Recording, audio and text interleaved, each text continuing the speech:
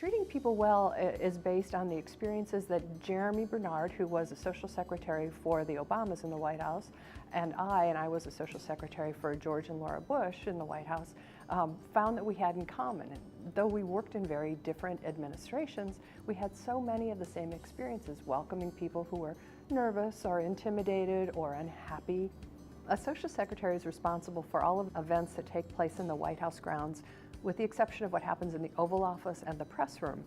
I think we both learned, I think all social secretaries learned, that they have to be a lot more open-minded because you're dealing with people from many different backgrounds and cultures. And we realized that all of these social skills, the things that get us through difficult and unpleasant and awkward moments in life, are things you can learn. It's not like you're born with it or you aren't. I love libraries. Because I grew up in this small town, there wasn't a lot to do, and I remember so many summers going to the local library, and I remember I would go and try to take out a dozen books, and the librarian would say, "That's too many books, you couldn't possibly read those all," so she'd give me 4, and I'd come back the next day with those 4, and she'd say, "Did you read those books?" And I'd say, "Yes."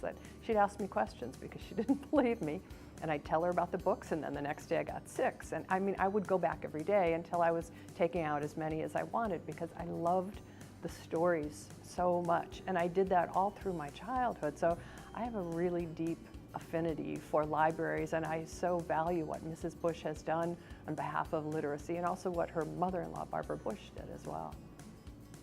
It's more a compilation and a memoir and a little bit of a self-help book, and I would never have imagined being able to do it as much as I love to read, and I always, all my life, wanted to write a book, but it was never something I felt I could do, and I think it's still a pretty difficult thing to do. Without my co-author and without an agent who helped us make it happen, I'm not sure if we would have been able to do it. There's always the self-publishing route, but I think I'm sort of past the age of figuring out how to do something like that.